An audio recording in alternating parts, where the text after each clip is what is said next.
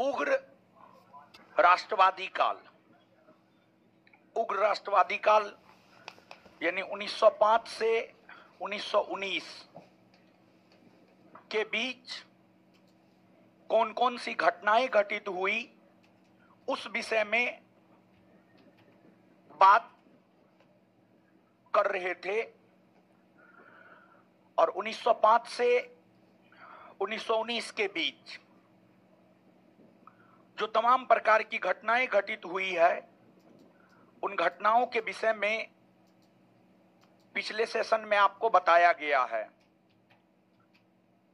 साथ ही साथ इस अवधि के दौरान यानी 1905 से 1919 के दौरान 1905 से 1919 के दौरान भारत में एक नए वर्ग का उदय हुआ और भारत में जिस नए वर्ग का उदय हुआ उसे क्रांतिकारी कहा गया। क्रांतिकारी कहा गया। तो हम लोगों को आज के सेशन में क्रांतिकारियों के विषय में जानना है, क्रांतिकारी आंदोलन के विषय में जानना है। तो भारत में क्रांतिकारी आंदोलन,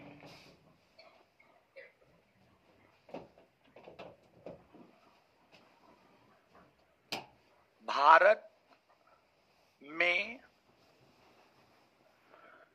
क्रांतिकारी आंदोलन।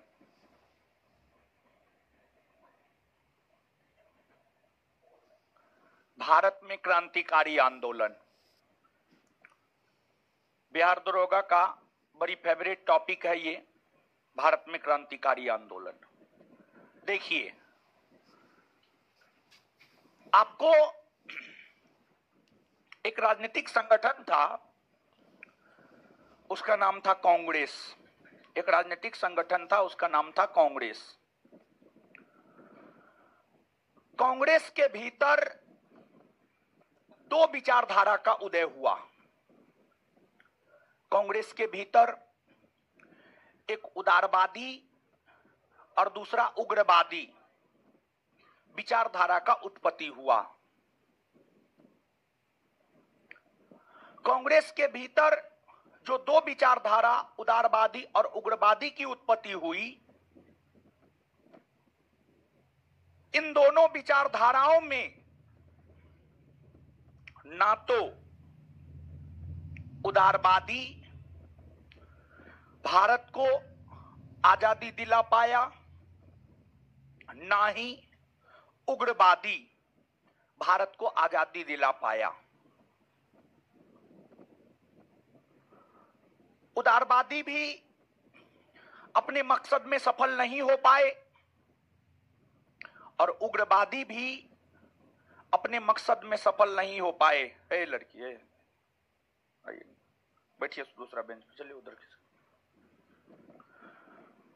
उग्रवादी भी अपने मकसद में सफल नहीं हो पाए।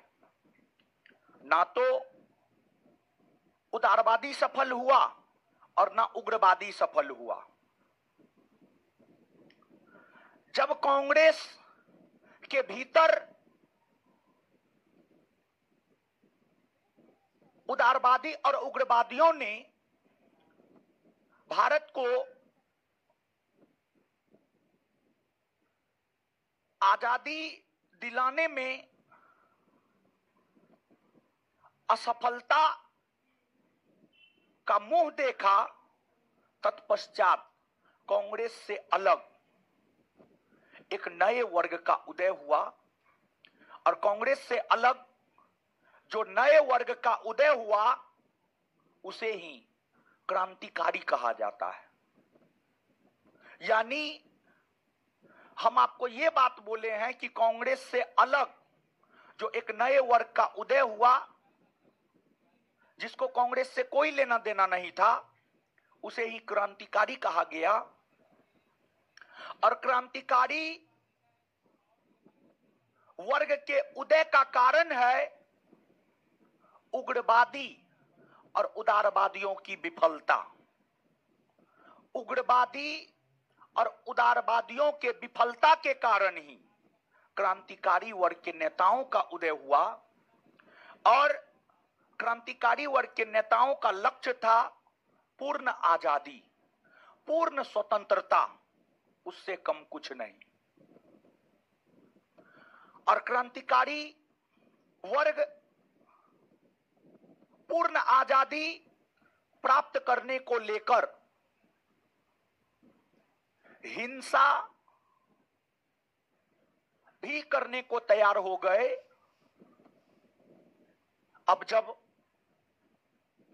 अहिंसात्मक आंदोलन देश को आजादी नहीं दिलवा पा रहा था, तो क्रांतिकारियों ने यह लक्ष्य बनाया कि हिंसा करके ही हम देश को आजाद करवाएंगे। तो यहां तक दो बात। एक बात तो यह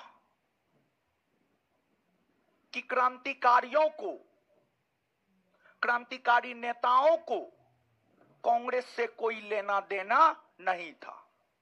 और दूसरी बात यह कि क्रांतिकारी वर्ग के नेता हिंसा में विश्वास करते थे और हिंसा के माध्यम से भारत को पूर्ण आजादी दिलाना अपना लक्ष्य बनाया। और अगर बात भारत की करें तो भारत में दो चरण में क्रांतिकारी आंदोलन हुए, दो अलग अलग अवधि में क्रांतिकारी आंदोलन हुए। भारत में दो अलग अलग अवधि में या दो चरण में क्रांतिकारी आंदोलन हुए। भारत में जो दो अलग अलग अवधि में क्रांतिकारी आंदोलन हुए हैं, उसमें क्रांतिकारी आंदोलन का प्रथम चरण 1907 से 1917 और क्रांतिकारी आंदोलन का द्वितीय चरण 1924 से 1934। तो क्रांतिकारी आंदोलन का प्रथम चरण 1907 से 1917 और क्रांतिकारी आंदोलन का द्वितीय चरण 1924 से 1934। अब सबसे पहले हम लोग बात करेंगे क्रांतिकारी आंदोलन के प्रथम चरण की। क्रांतिकारी आंदोलन के प्रथम चरण,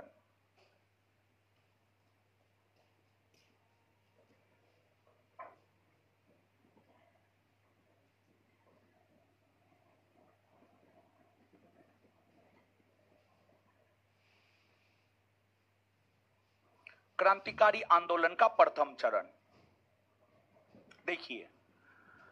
क्रांतिकारी आंदोलन के प्रथम चरण की अगर आप बात करेंगे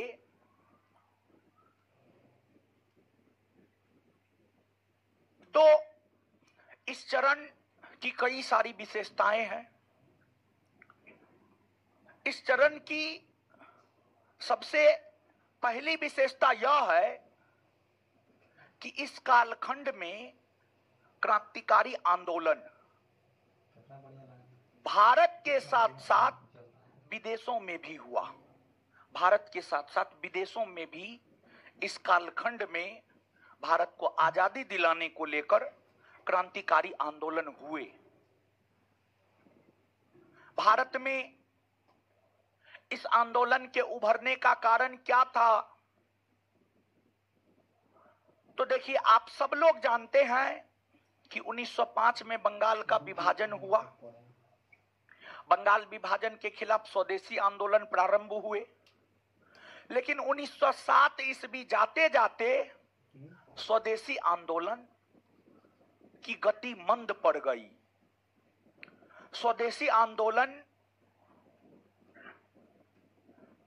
की गति जो मंद पड़ गई थी, यही कारण रहा कि क्रांतिकारियों का उदय हुआ। यही कारण रहा कि क्रांतिकारियों का उदय हुआ। और इस चरण के प्रमुख क्रांतिकारी नेता के रूप में विवरण मिलता है चापेकर बंधु का, बालकृष्ण चापेकर, दामोदर चापेकर, बीडी सावरकर का, विनायक दामोदर सावरकर का, गणेश सावरकर का, गणेश दामोदर सावरकर का, खुदीराम बोस का, प्रफुल्ल चाकी का, अनंत कानहरे का, रास बिहारी बोस का, अवध बिहारी, बाल मुकुंद, बसंत बिस्वास, ये सभी इस चरण के क्रांतिकारी आंदोलन थे, क्रांतिकारी आंदोलनकारी थे, क्रांतिकारी आंदोलनकारी थे। अब देखिएगा कि अगर आप क्रांतिकारी आंदोलन के प्रथम चरण की बात करेंगे तो इसका भारत में प्रमुख केंद्र बना था महाराष्ट्र, बंगाल, दिल्ली, पंजाब। वहीं विदेशों में इस आंदोलन का प्रमुख केंद्र बना था अमेरिका, लंदन, पेरिस, ये सब शहर बना था। बात अगर क्रांतिकारी आंदोलन के प्रथम चरण के संदर्भ में देखें तो क्रांतिकारी आंदोलन की शुरुआत महाराष्ट्र से हुई मानी जाती है। महाराष्ट्र से क्रांतिकारी आंदोलन की शुरुआत हुई मानी जाती है। महाराष्ट्र से क्रांतिकारी आंदोलन की शुरुआत हुई मानी जाती है। भले ही क्रांतिकारी आंदोलन की शुरुआत महाराष्ट्र में हुई हो, लेकिन इस आंदोलन का सबसे प्रमुख केंद्र बंगाल बना। इस आंदोलन का सबसे प्रमुख केंद्र बना आपको बंगाल।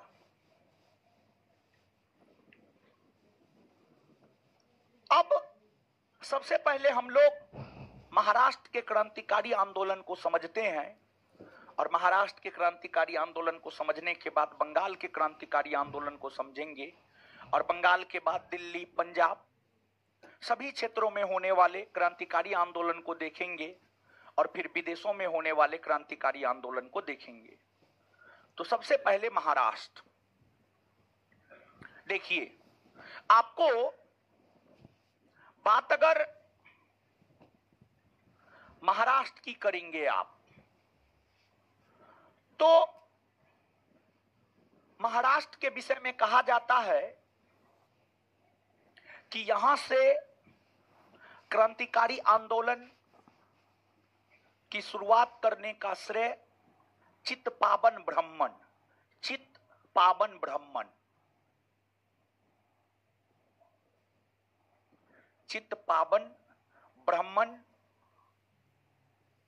वर्ग के लोगों को जाता है। चित्पावन ब्राह्मण वर्ग के लोगों को जाता है।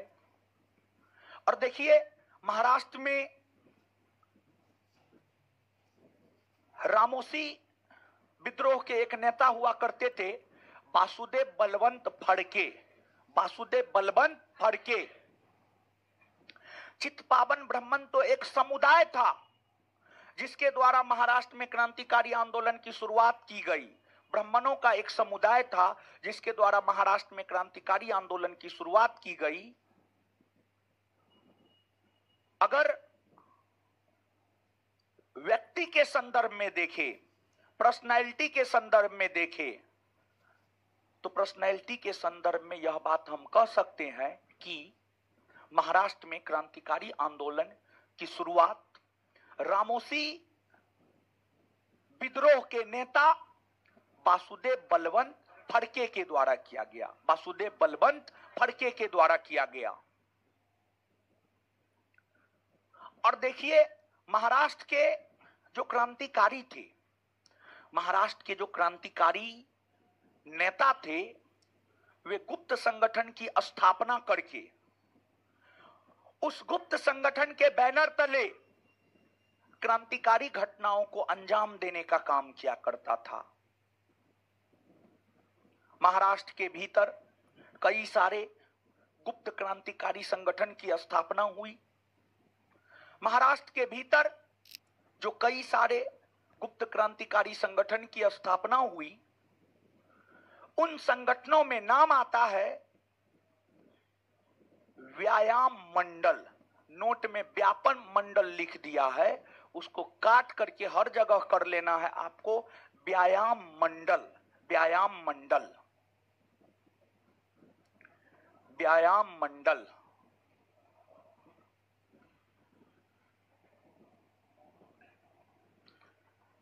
व्यायाम मंडल।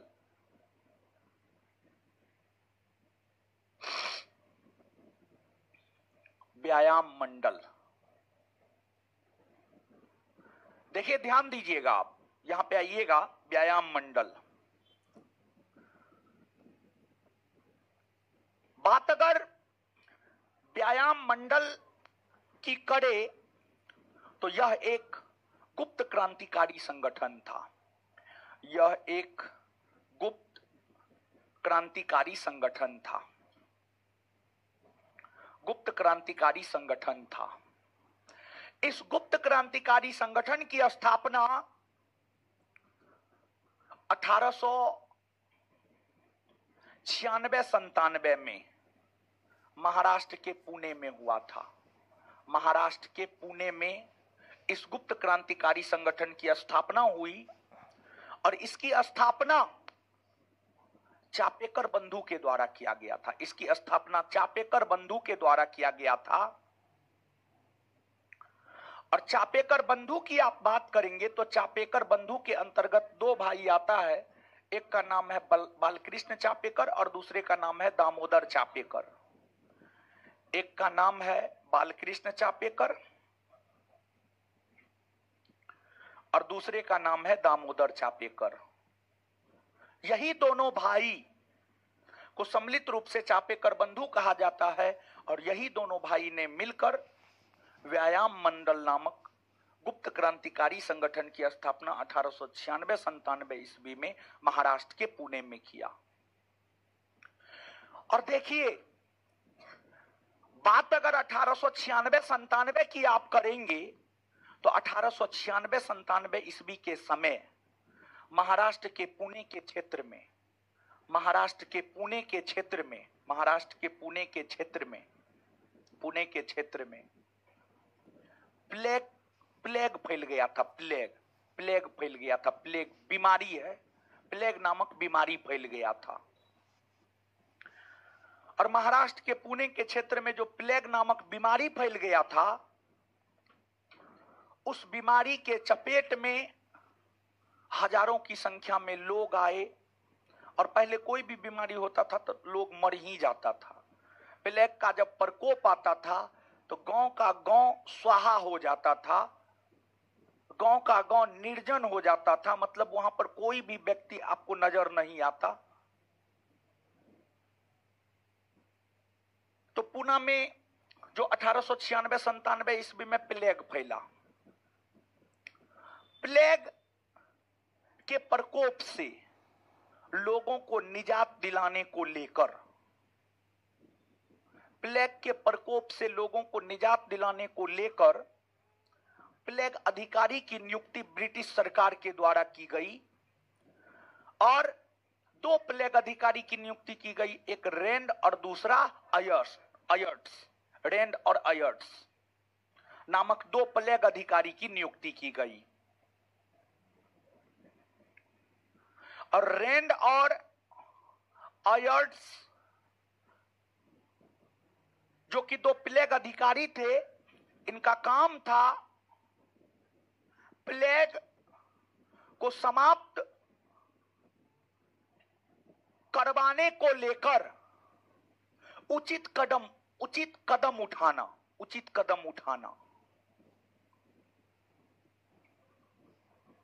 इन दोनों अधिकारी को जो विशेषाधिकार प्राप्त था, उस विशेषाधिकार का इन दोनों अधिकारियों ने, विशेषाधिकार का दोनों अधिकारियों ने फायदा उठाया, लाभ उठाया। और ये दोनों अधिकारी पूना के क्षेत्र में लोगों के घर में जबरदस्ती घुस जाता था और महिलाओं के साथ, बच्चियों के साथ दुर्व्यवहार करने का काम किया करता था। रैंड और अयर्ट्स मतलब अपनी शक्ति का दुरुपयोग कर रहा था और भारतीय महिलाओं के साथ दुर्व्यवहार कर रहा था। इस बात की जानकारी चापेकर बंधु को लगी। चापेकर बंधु को इस बात की जानकारी लगी कि प्लेग अधिकारी रैंड और अयर्ट्स भारतीय महिलाओं के साथ दुर्व्यवहार कर रहा है। जैसे ही चापेकर बंधु को इस बात की जानकारी लगी, चापेकर बंधु ने जून 1897 में चापेकर बंधु ने जून 1897 में रैंड और अयर्ट्स की गोली मारकर हत्या कर दिया।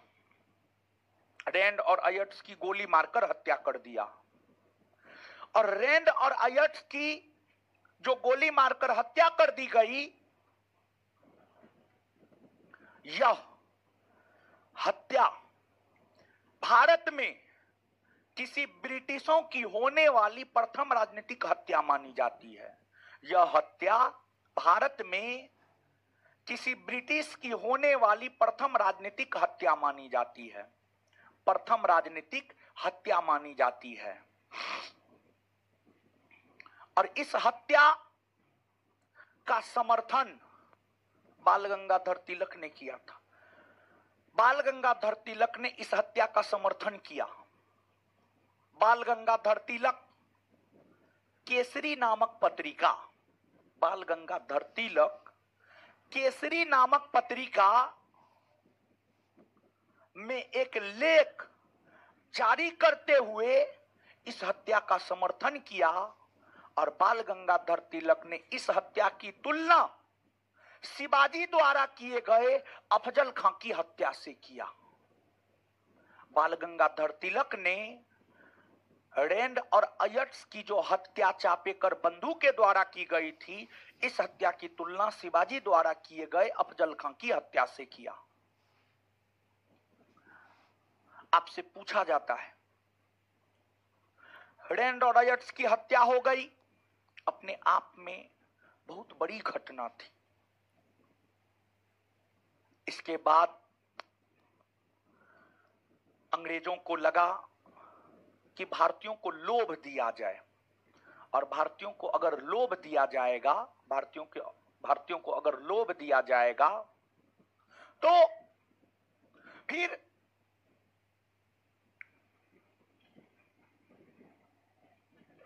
रैंड और अयर्ट्स की हत्या की जानकारी हमें मिल जाएगी। रैंड और अयर्ट्स की हत्या की जानकारी प्राप्त करने को लेकर अंग्रेजी सरकार ने एक घोषणा किया, और घोषणा यह किया कि जो भी व्यक्ति रैंड और अयर्ट्स के हत्या के विषय में अंग्रेजी सरकार को बताएगा, उसे इनाम के तौर पर 20,000 रुपया दिया जाएगा। जो भी व्यक्ति रैंड और अयर्ट्स की हत्या के विषय में बताएगा, उसे इनाम के तौर पर 20,000 रुपया दिया जाएगा।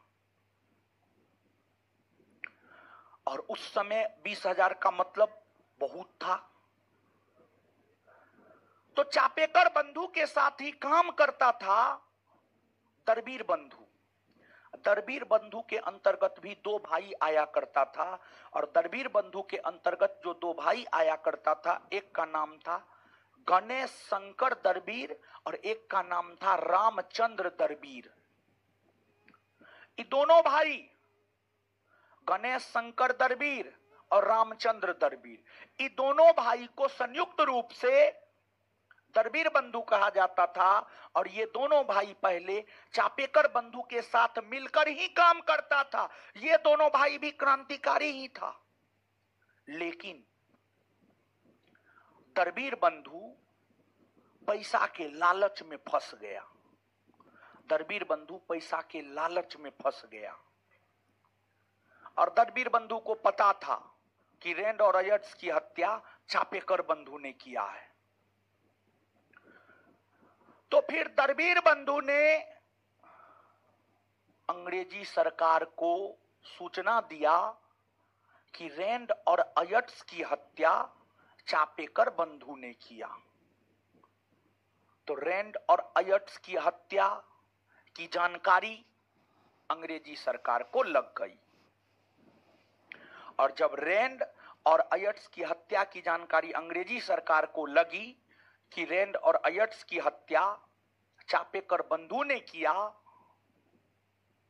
तत्पश्चात चापेकर बंधु में दामोदर चापेकर को ब्रिटिश सरकार की पुलिस 1898 ईस्वी में गिरफ्तार कर लिया। दामोदर चापेकर को ब्रिटिश सरकार की पुलिस 1898 ईस्वी में गिरफ्तार कर लिया और उसे फांसी पर लटका दिया। फांसी पर लटका दिया। जब चापेकर बंधु में दामोदर चापेकर पकड़ा गए, उन्हें फांसी पर लटका दिया गया। तो अब व्यायाम मंडल के सदस्यों को यह जानकारी मिली कि रैंड और अयट्स की हत्या के विषय में दरबीर बंधु ने अंग्रेजों को बताया। दरबीर बंधु ने अंग्रेजों को बताया। तत्पश्चात व्यायाम मंडल के सदस्यों ने दरबीर बंधु को पकड़कर उसकी हत्या कर दिया। दरबीर बंधु को पकड़कर उसकी हत्या कर दिया। दरबीर बंधु की हत्या होने के बाद अंग्रेजी सरकार की पुलिस हाथ धोकर व्यायाम मंडल के पीछे पड़ गया और व्यायाम मंडल के सभी सदस्यों को पकड़कर या तो फांसी पर लटका दिया या उसे आजीवन कारावास दे दिया। आजीवन कारावास देते हुए जेल में बंद कर दिया। इस प्रकार 1899 ईस्वी आते आते व्यायाम मंडल नामक गुप्त क्रांतिकारी संगठन का पतन हो गया। व्यायाम मंडल नामक गुप्त क्रांतिकारी संगठन का पतन हो गया।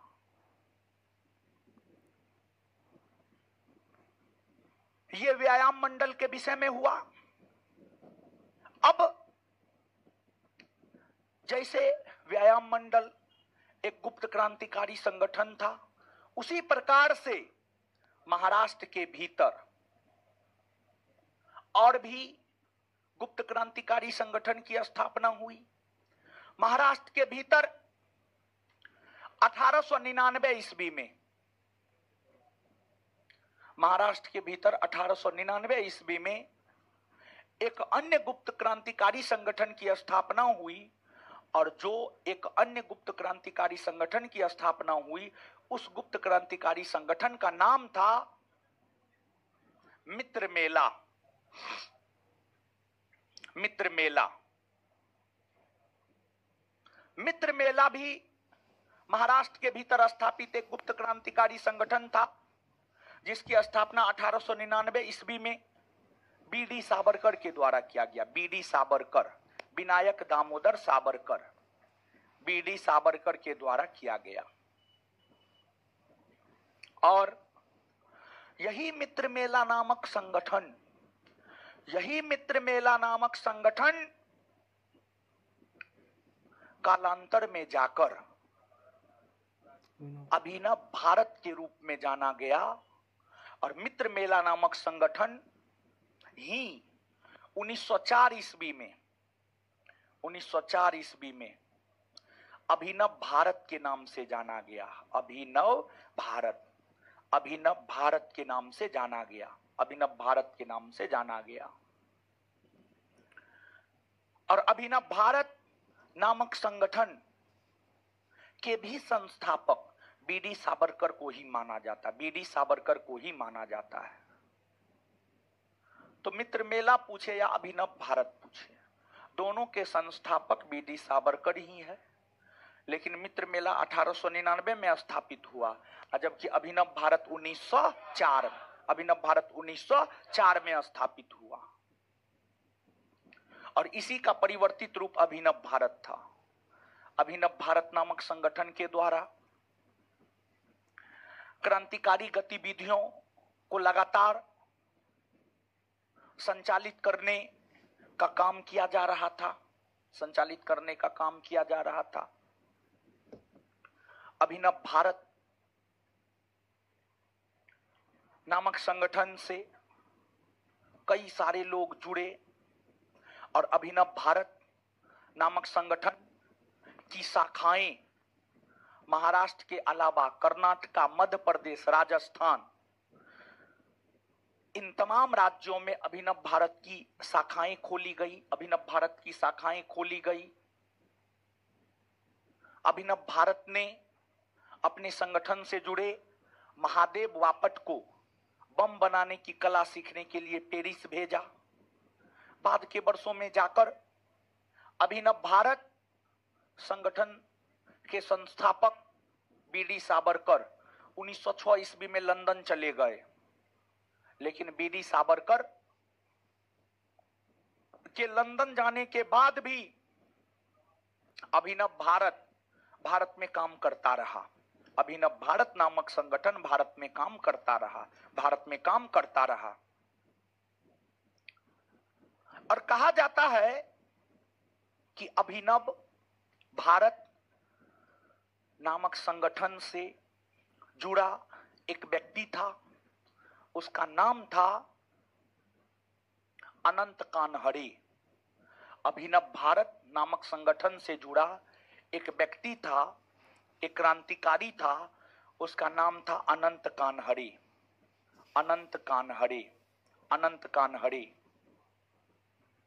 और जो अनंत कानहरे था, बात अगर अनंत कानहरे की करे तो इनके विषय में कहा जाता है कि इन्होंने नासिक के जिला मजिस्ट्रेट जैक्सन की 1909 ईस्वी में गोली मारकर हत्या कर दिया। अनंत कानहरे ने 1909 ईस्वी में नासिक के जिला मजिस्ट्रेट जैक्सन की गोली मारकर हत्या कर दिया। नासिक के जिला मजिस्ट्रेट जैक्सन की गोली मारकर हत्या कर दिया। जैक्सन की गोली मारकर हत्या कर दिया। जब अनंत कानहरे ने नासिक के जिला मजिस्ट्रेट जैक्सन की गोली मारकर हत्या कर दिया, तो फिर अनंत कानहरे को गिरफ्तार कर लिया गया। और अनंत कानहरे को गिरफ्तार कर उन पर जो मुकदमा चलाया गया, उस मुकदमा को इतिहास में नासिक षड्यंत्र केस कहा जाता है। नासिक षड्यंत्र केस कहा जाता है। और नासिक षड्यंत्र केस के अंतर्गत ही अनंत कानहरे को फांसी की सजा सुनाई गई।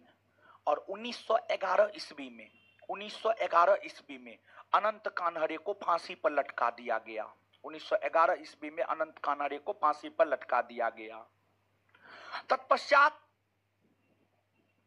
अनंत कानहरे जिस संगठन से जुड़ा था वह अभिनव भारत था। और अभिनव भारत के संस्थापक बीडी सावरकर थे, जो 1906 में लंदन चले गए। तो अंग्रेजी सरकार ने अभिनव भारत संगठन के संस्थापक बीडी सावरकर, जो लंदन में थे, लंदन में उन्हें गिरफ्तार कर लिया गया। बीडी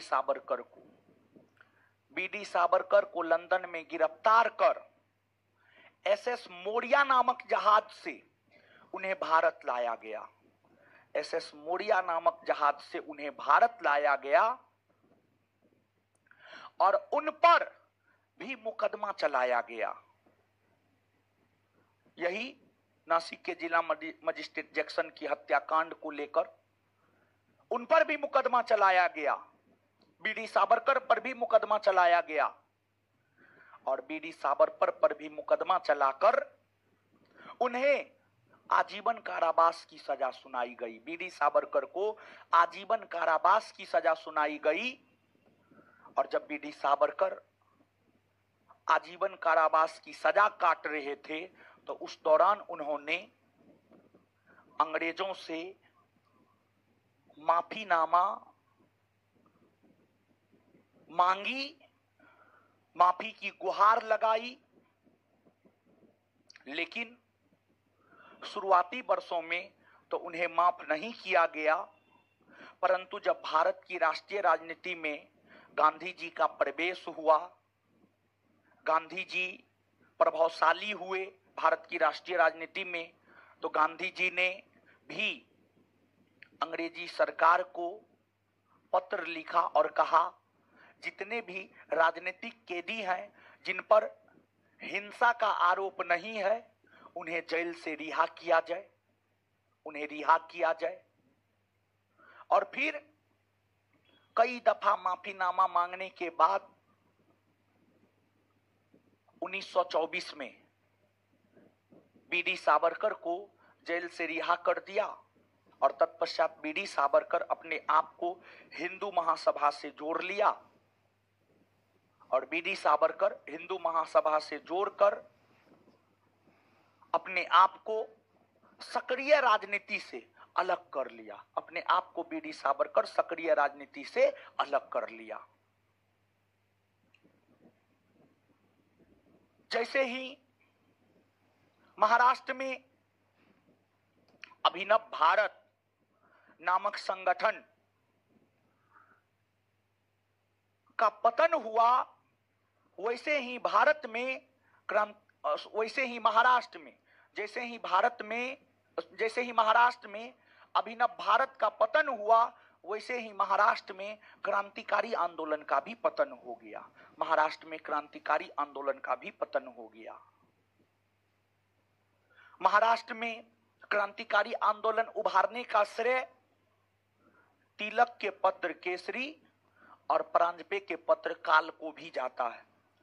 इन पत्र पत्रिकाओं ने भी क्रांतिकारी आंदोलन को प्रेरित करने का काम किया, क्रांतिकारी आंदोलन को प्रेरित करने का काम किया। यह महाराष्ट्र का क्रांतिकारी आंदोलन है। महाराष्ट्र के क्रांतिकारी आंदोलन के विषय में हम आपको बता दिए। अब यहां से हम लोग आगे बढ़ेंगे, लेकिन उससे पहले कुछ चीज को हम लोग याद करते हैं।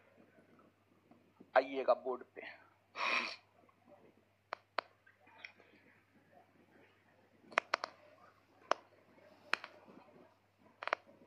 चलिए,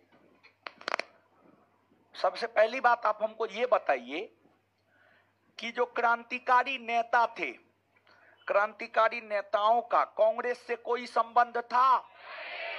नहीं ना। क्रांतिकारी नेताओं का कांग्रेस से कोई संबंध नहीं था। क्रांतिकारी हिंसा में विश्वास करता था? हाँ, क्रांतिकारी हिंसा में विश्वास करता था। क्रांतिकारी को क्या चाहिए? पूर्ण आजादी। क्रांतिकारियों को क्या चाहिए? पूर्ण। भारत में कितने चरण में क्रांतिकारियां? कितने चरण में? चलिए, प्रथम चरण का क्रांतिकारी आंदोलन 1907 से 1917, ठीक है।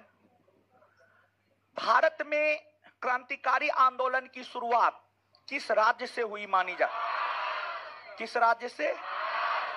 भारत में क्रांतिकारी आंदोलन की शुरुआत किस राज्य से हुई मानी जाती?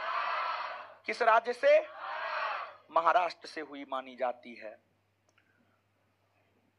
व्यायाम मंडल क्या एक गुप्त क्रांतिकारी संगठन था? मित्र मेला क्या एक गुप्त क्रांतिकारी संगठन था? अभिनव भारत क्या एक गुप्त क्रांतिकारी संगठन था? हाँ, तो व्यायाम मंडल, मित्र मेला, अभिनव भारत, ये सभी गुप्त क्रांतिकारी संगठन थे ना जी।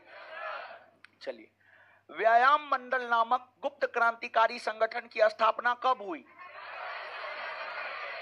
कब हुई? व्यायाम मंडल के संस्थापक, व्यायाम मंडल के संस्थापक चापेकर बंधु के अंतर्गत कौन कौन आता? बालकृष्ण चापेकर और दामोदर चापेकर। 1896-97 में पूना के क्षेत्र में प्लेग फैला था, हाँ या ना? और प्लेग पर नियंत्रण स्थापित करने को लेकर जो प्लेग अधिकारी की नियुक्ति की गई थी उसका क्या नाम था? क्या नाम था? रैंड और अयर्ट्स अपनी शक्ति का दुरुपयोग कर रहा था और भारतीय महिलाओं के साथ दुर्व्यवहार कर रहा था, जिस वजह से रैंड और अयर्ट्स की हत्या किसने कर दिया? रैंड और अयर्ट्स की हत्या किसने कर दिया? रैंड और अयर्ट्स की हत्या किसने कर दिया? चापेकर बंधु। और भारत में किसी ब्रिटिश की होने वाली प्रथम राजनीतिक हत्या, किसकी हत्या? भारत में होने वाली किसी ब्रिटिश की प्रथम राजनीतिक हत्या किसकी हत्या है? रैंड और अयर्ट्स की हत्या किसने किया? और रैंड और अयर्ट्स की हत्या चापेकर बंधु ने किया। यह सूचना अंग्रेजी सरकार को किसने दिया? दरबीर बंधु। किसने दिया? रैंड और अयर्ट्स की हत्या चापेकर बंधु ने किया। यह सूचना अंग्रेजी सरकार को किसने दिया? किसने दिया? दरबीर बंधु ने दिया। इसके बाद जो है बाल गंगाधर तिलक अपनी किस पत्रिका में रैंड और अयर्ट्स की हत्या का समर्थन किया? रैंड और अयर्ट्स की हत्या की तुलना शिवाजी द्वारा किए गए अफजल खां की हत्या से किसने किया? बाल गंगाधर तिलक। किसने किया? रैंड और अयर्ट्स की हत्या की तुलना शिवाजी द्वारा किए गए अफजल खां की हत्या से किसने किया? किसने किया? और जब रैंड और अयर्ट्स की हत्या के विषय में अंग्रेजों को पता चला कि चापेकर बंधु ने उसकी हत्या किया है, तो फिर चापेकर बंधु को फांसी पर लटकाया अंग्रेज। और चापेकर बंधु को जब फांसी पर लटकाया गया तो फिर व्यायाम मंडल के सदस्यों ने दरबीर बंधु की हत्या किया और दरबीर बंधु की हत्या के आरोप में ही व्यायाम मंडल के सभी सदस्यों को गिरफ्तार कर आजीवन कारावास की सजा अंग्रेज सुनाया। क्लियर है ये बात? आगे, मित्र मेला नामक क्रांतिकारी संगठन की स्थापना कब हुई? कब हुई? इसके संस्थापक मित्र मेला ही आगे चलकर किस नाम से मित्र मेला आगे चलकर किस नाम से अभिनव भारत की स्थापना कब हुई? अभिनव भारत की स्थापना, अभिनव भारत के संस्थापक बीडी अभिनव भारत से जुड़े किस क्रांतिकारी ने नासिक के जिला मजिस्ट्रेट जैक्सन की गोली मारकर हत्या कर? अभिनव भारत से जुड़े किस क्रांतिकारी ने नासिक के जिला मजिस्ट्रेट जैक्सन की गोली मारकर हत्या? और फिर अनंत कानहरे पर केस चलाया गया। उस केस को इतिहास में क्या कहा जाता है? और नासिक षड्यंत्र केस के अंतर्गत जो है अनंत कानहरे को 1911 ईस्वी में फांसी पर लटका दिया गया। और नासिक षड्यंत्र केस के अंतर्गत ही बीडी सावरकर जो कि लंदन चले गए थे, लंदन से पकड़कर भारत लाया गया एसएस मोरिया नामक जहाज से। कौन जहाज से? एसएस मोरिया नामक जहाज से भारत लाया गया। और उनके ऊपर भी जो केस चलाया गया उस केस को कहा जाता है नासिक षड्यंत्र केस। क्या कहा जाता है? नासिक षड्यंत्र केस कहा जाता है। और बीडी सावरकर को भी आजीवन कारावास की सजा सुनाई गई। और जैसे ही अभिनव भारत खत्म हुआ वैसे ही महाराष्ट्र में क्रांतिकारी आंदोलन खत्म न हो गया न खत्म। बात क्लियर है? अब देखिएगा, अब हम लोग बात करेंगे बंगाल में क्रांतिकारी आंदोलन। लेकिन बंगाल में क्रांतिकारी आंदोलन से पहले दिल्ली में क्रांतिकारी आंदोलन या दिल्ली षड्यंत्र केस को समझते हैं। अब दिल्ली षड्यंत्र केस को इसलिए समझते हैं क्योंकि पिछले 2-3 क्लास में आपने दिल्ली दरबार को पढ़ा है, तृतीय दिल्ली दरबार। तृतीय दिल्ली दरबार के अंतर्गत ही भारत की राजधानी कलकत्ता के स्थान पर दिल्ली को बनाया गया और भारत की राजधानी 1 अप्रैल 1912 को दिल्ली बनी। ये बात आप जानते हैं ना? हाँ, तो अब आप समझिएगा। तो यहां पर हम लोग थोड़ा सा जानते हैं दिल्ली षड्यंत्र केस, और दिल्ली षड्यंत्र केस को जानने के बाद जो हम लोग बंगाल में क्रांतिकारी आंदोलन को देखेंगे। दिल्ली षड्यंत्र केस क्या है समझिएगा।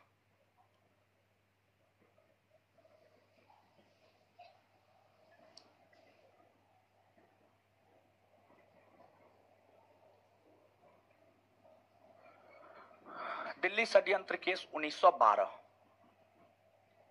देखिए, ध्यान दीजिएगा। शासक यानी शासन करने वाला हमेशा राजधानी में रहता है। बिहार के मुख्यमंत्री नीतीश कुमार हैं। नीतीश कुमार बिहार में शासन करते हैं। नीतीश कुमार बिहार की राजधानी पटना में रहते हैं। भारत के प्रधानमंत्री मोदी जी हैं। मोदी जी देश में शासन करते हैं। मोदी जी भारत की राजधानी दिल्ली में रहते हैं। भले वे गुजरात के रहने वाले हैं, मतलब उससे नहीं, वे दिल्ली में रहते हैं। शासन करने वाले या जो शासक होते हैं वो राजधानी में निवास करते हैं। जब भारत में ब्रिटिशों का शासन था तो भारत में वायसराय शासन करने का काम किया करता था। जो वायसराय शासन करने का काम किया करता था, वायसराय राजधानी में रहा करता था। वायसराय कोलकाता में रहा करता था। 1912 से पहले भारत की राजधानी हुआ करती थी कोलकाता। 1 अप्रैल 1912 से पहले भारत की राजधानी हुआ करती थी कोलकाता। तो भारतीय वायसराय कोलकाता में रहा करते थे। लेकिन तृतीय दिल्ली दरबार 1911 में यह घोषणा किया गया कि भारत की राजधानी कोलकाता के बजाय दिल्ली को बनाया जाएगा, और भारत की राजधानी 1 अप्रैल 1912 को दिल्ली बनी। अब जो वायसराय था वह अपना बोरा बिस्तर समेट कर कलकत्ता से दिल्ली आ रहे थे। कलकत्ता से दिल्ली आ रहे थे क्योंकि अब राजधानी परिवर्तित हो गया है। तो स्वाभाविक सी बात है कि अब वायसराय दिल्ली आ जाएंगे। तो उस समय भारत के वायसराय हुआ करते थे लॉर्ड हार्डिंग द्वितीय। लॉर्ड हार्डिंग द्वितीय।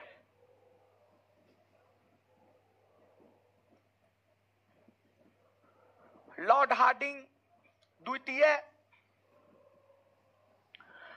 भारत की राजधानी कोलकाता से दिल्ली स्थानांतरित होने के अवसर पर कोलकाता से दिल्ली आ रहे थे। इस उपलक्ष्य में समारोह का आयोजन किया गया था और उस समारोह में हाथी पर चढ़कर दिल्ली में प्रवेश लॉर्ड हार्डिंग द्वितीय कर रहे थे। लॉर्ड हार्डिंग द्वितीय जो दिल्ली में प्रवेश कर रहे थे, लॉर्ड हार्डिंग द्वितीय पर बम फेंका गया। लॉर्ड हार्डिंग द्वितीय पर बम फेंका गया। बम फेंका गया।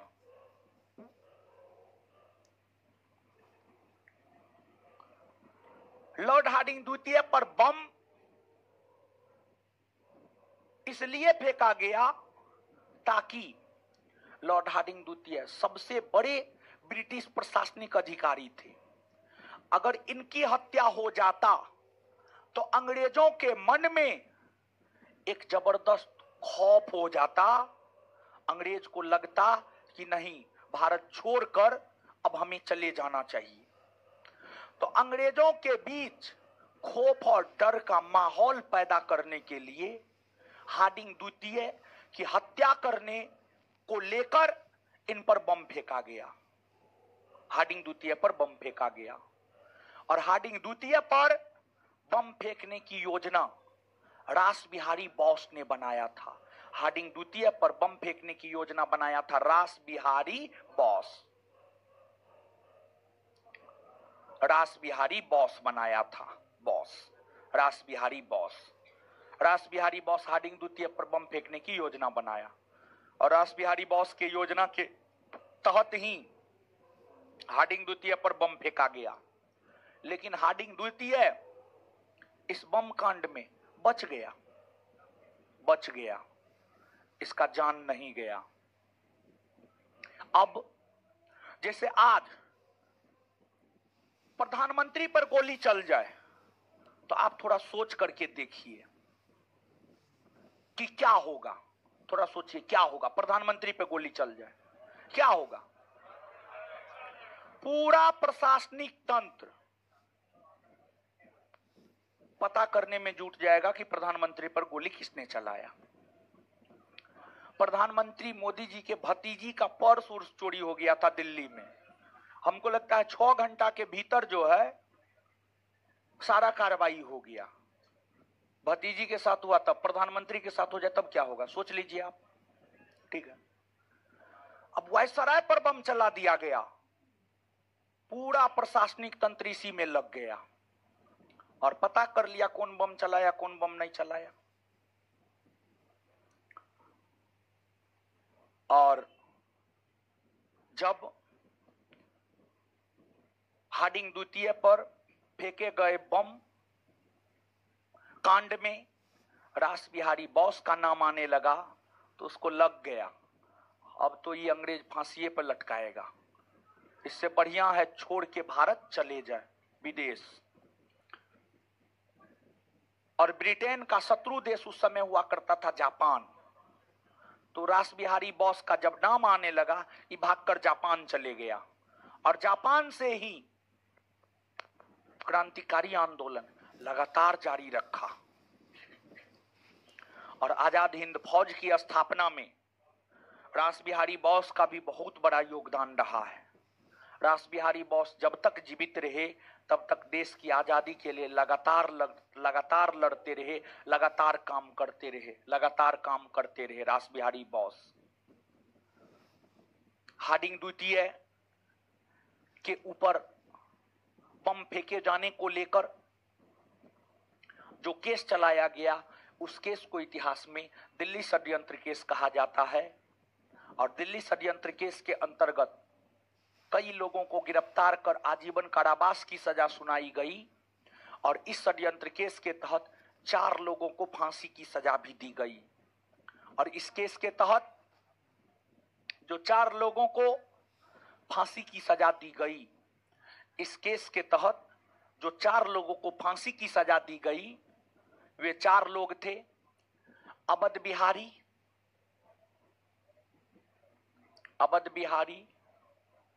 बाल मुकुंद, बसंत विश्वास,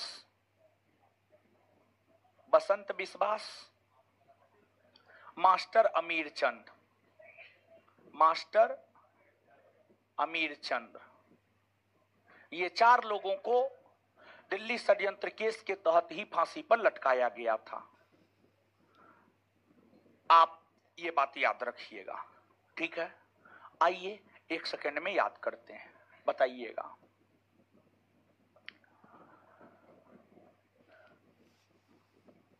कौन वायसराय भारत की राजधानी परिवर्तित होने के अवसर पर कोलकाता से दिल्ली जा रहा था तो उस पर बम फेंका? किस पर बम फेंका गया? और हार्डिंग द्वितीय पर जो बम फेंका गया उसको लेकर जो केस चलाया गया उस केस को इतिहास में क्या कहा जाता? दिल्ली षड्यंत्र केस के अंतर्गत कितने लोगों को फांसी की सजा थी? कितने लोगों को? किसको? किसको किसको फांसी की सजा? क्लियर है? चलिए, इसके बाद आगे बताइएगा, हार्डिंग द्वितीय पर बम फेंकने की योजना किसने बनाया? किसने बनाया था? और जब इसका नाम आने लगा तो भागकर कहां चले गए? कहां चले गए? जापान चले गए ना? चलिए ठीक है। अब इसके बाद एक और केस को जानिए। एक और केस है, वह है आपको अलीपुर षड्यंत्र केस। क्या है? अलीपुर षड्यंत्र केस। अलीपुर षड्यंत्र केस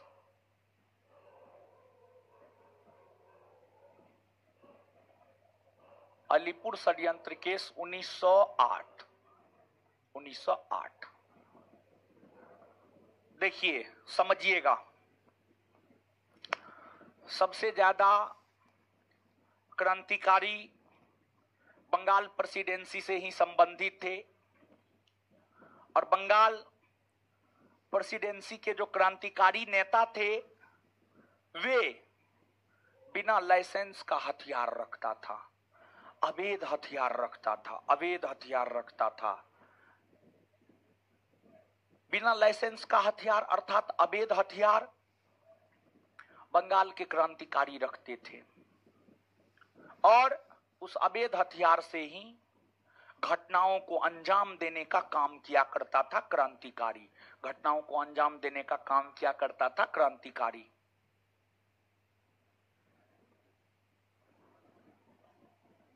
और अंग्रेजों की हत्या होनी प्रारंभ हो गई थी, जिस वजह से अंग्रेजी सरकार की पुलिस ने अवैध हथियार रखने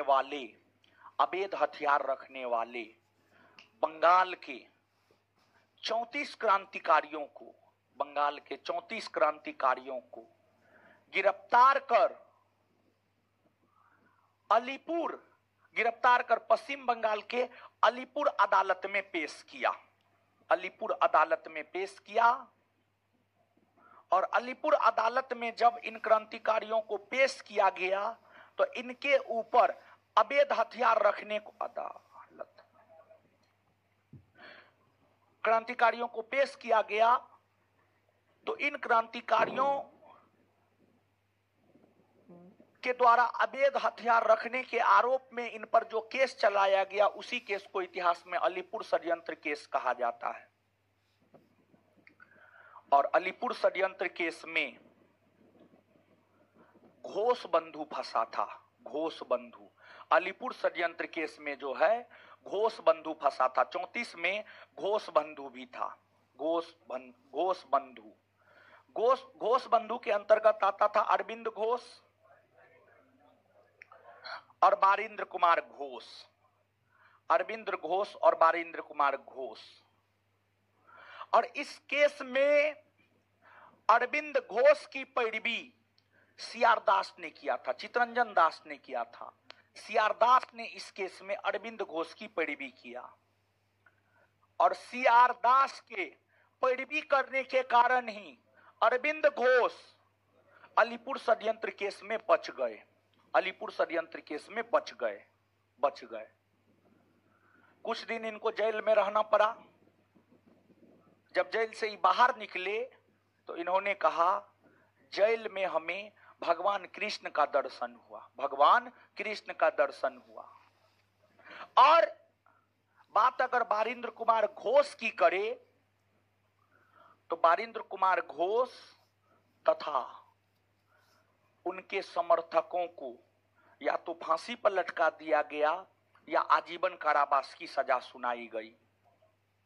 देखिए, इस अलीपुर षड्यंत्र केस में सरकारी गवाह बन गया नरेंद्र गोसाई। देखिए, 34 को क्रांतिकारी को जो गिरफ्तार किया गया था, उसी 34 क्रांतिकारी में एगो नरेंद्र गोसाई भी था।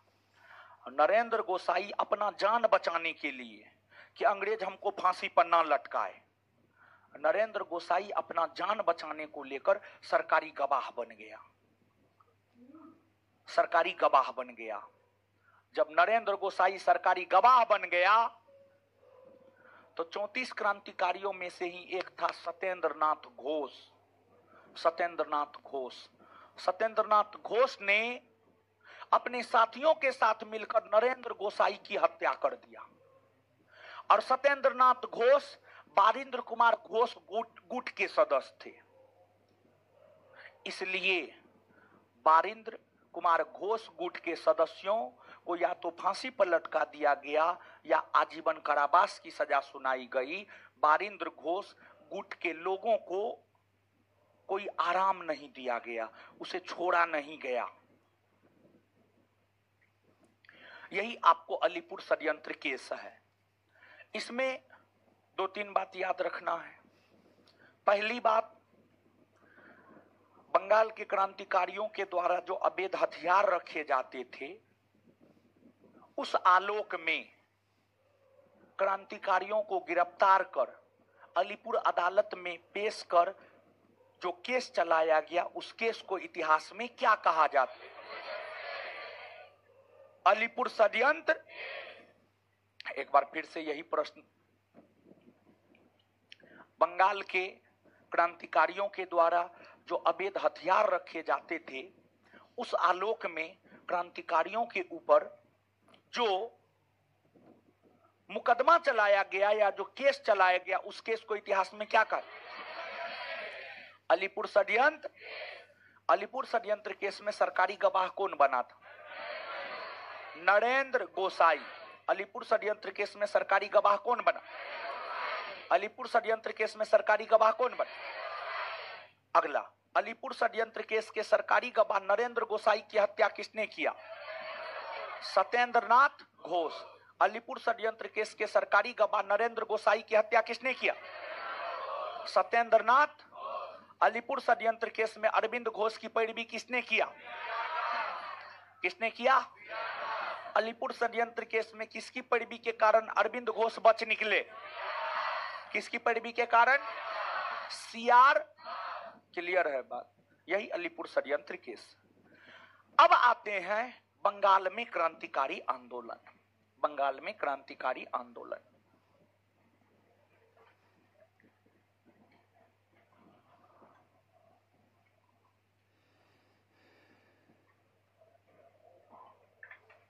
बंगाल में क्रांतिकारी आंदोलन, देखिए, ध्यान दीजिएगा। बात अगर बंगाल में क्रांतिकारी आंदोलन की करें तो बंगाल में क्रांतिकारी आंदोलन उभारने का श्रेय भद्रलोक समाज नामक संगठन को जाता है।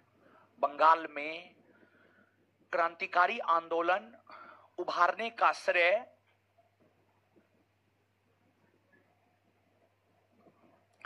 भद्रलोक समाज नामक संगठन को जाता है। भद्रलोक समाज नामक संगठन को जाता है। और जो भद्रलोक समाज नामक संगठन है, इस भद्रलोक समाज नामक संगठन की स्थापना बारिंद्र कुमार घोष और उनके सहयोगियों के द्वारा किया गया था। भद्रलोक समाज की स्थापना बारिंद्र कुमार घोष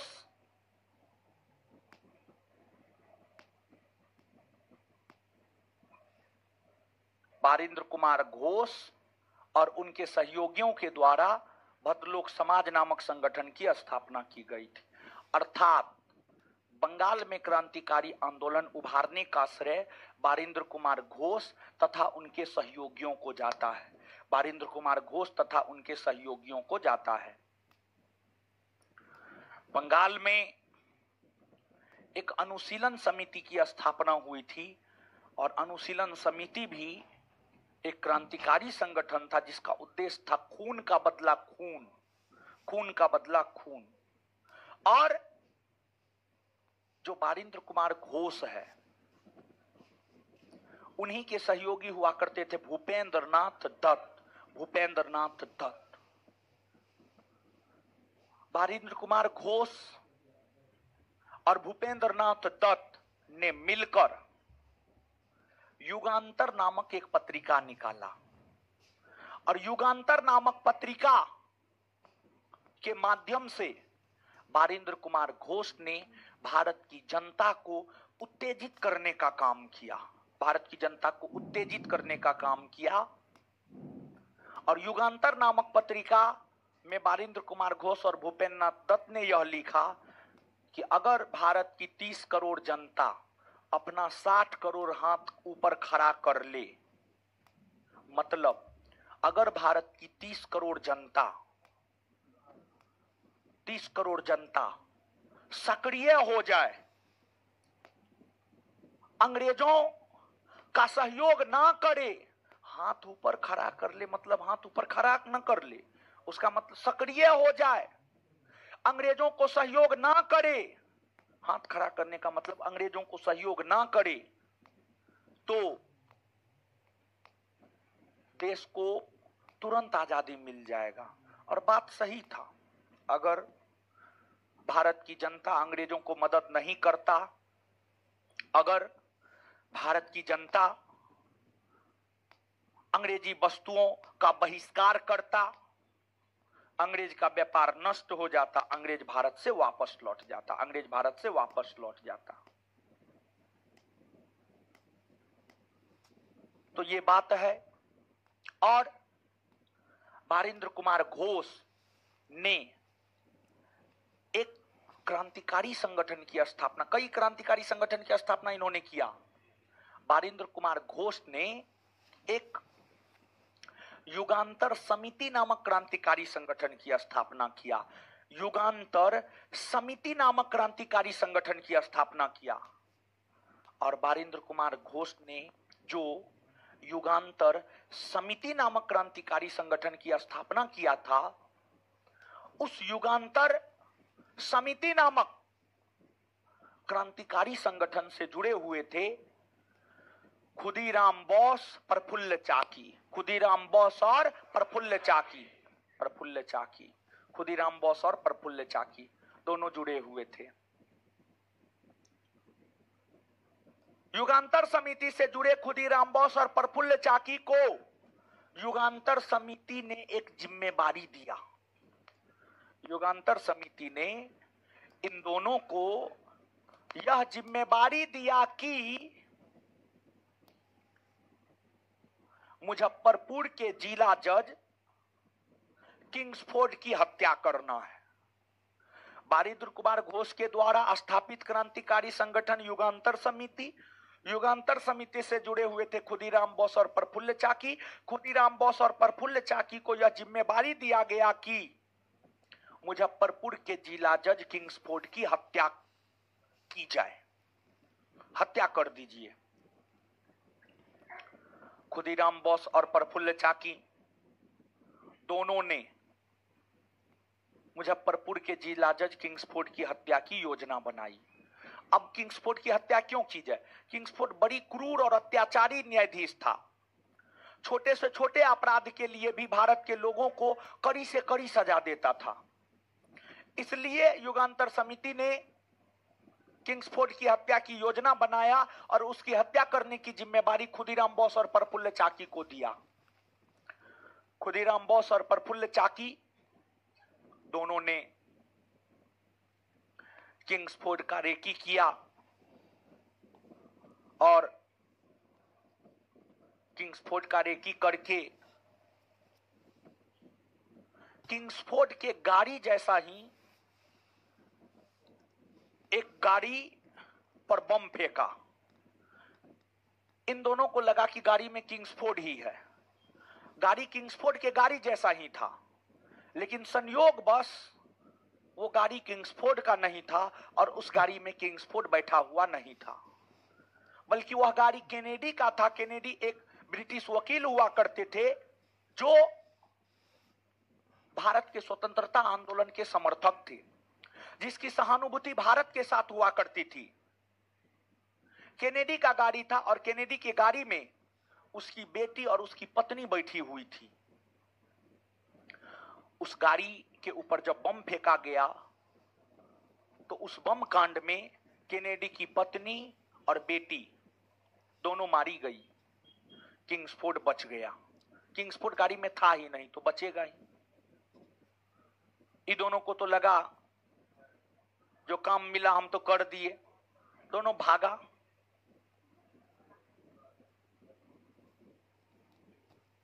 और बाद में प्रफुल्ल चाकी को अंग्रेजी सरकार से काफी डर हो गया और प्रफुल्ल चाकी आत्महत्या कर लिया। लेकिन खुदीराम बोस को अंग्रेजी सरकार की पुलिस ने गिरफ्तार किया और खुदीराम बोस को अंग्रेजी सरकार की पुलिस गिरफ्तार कर उन पर मुकदमा चलाया। 302 का मुकदमा चला और खुदीराम बोस की पैरवी कालिदास बोस नामक वकील ने किया था। कालिदास बोस नामक वकील ने किया था। लेकिन इसके बावजूद कर्णडफ नामक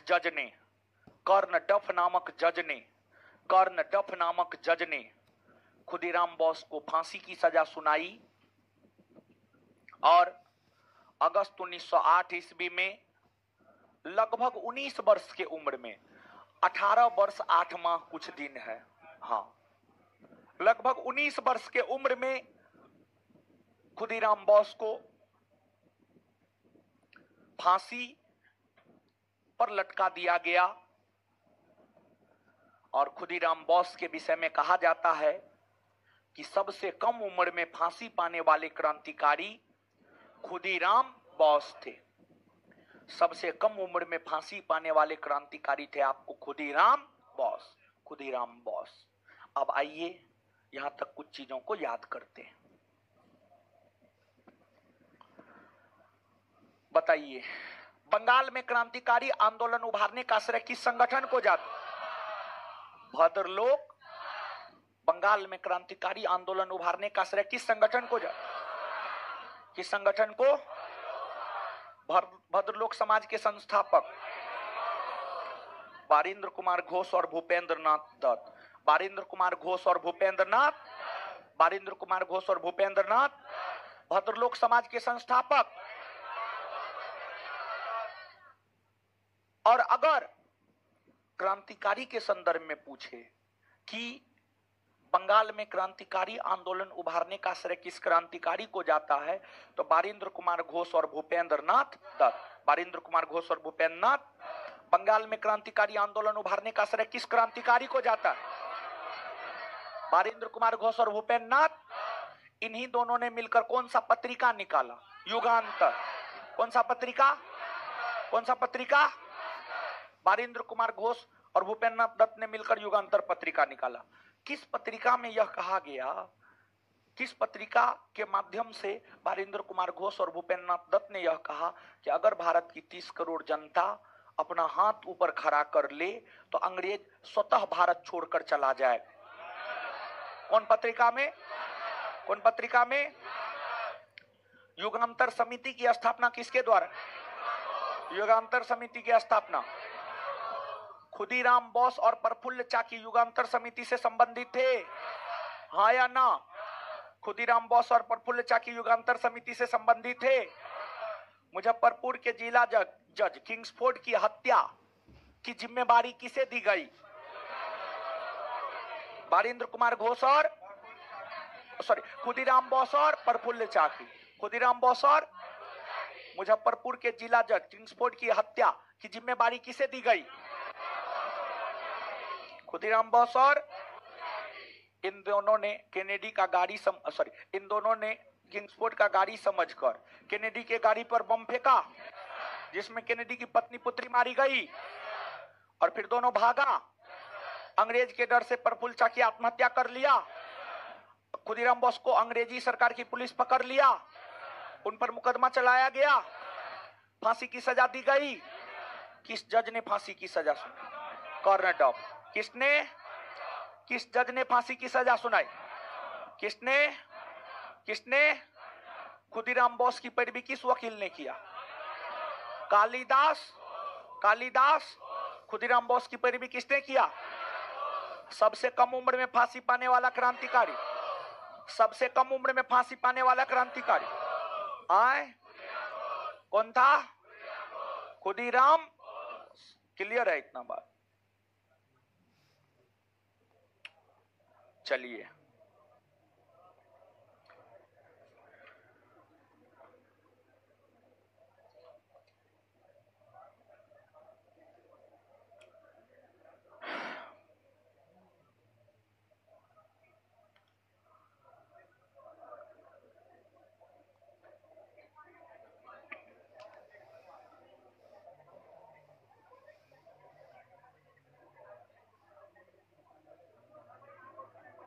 इसमें अब बचा है, सुनिएगा, बचा है क्या सब।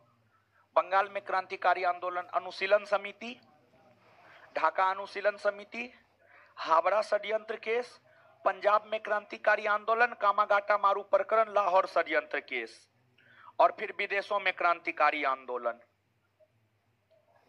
विदेशों में क्रांतिकारी आंदोलन और फिर क्रांतिकारी आंदोलन का द्वितीय चरण। ठीक है, खत्म हो जाएगा, 1 से 2 क्लास और लगेगा। महत्वपूर्ण है चैप्टर, बड़ी महत्वपूर्ण है। चलिए, जितना आज बताया उतना बात याद हो गया ना? आए, हाँ, पढ़ लीजिएगा। इससे आगे हम लोग देखेंगे अब अगले क्लास में। ठीक है, दीजिए होमवर्क, सब पूछते हैं।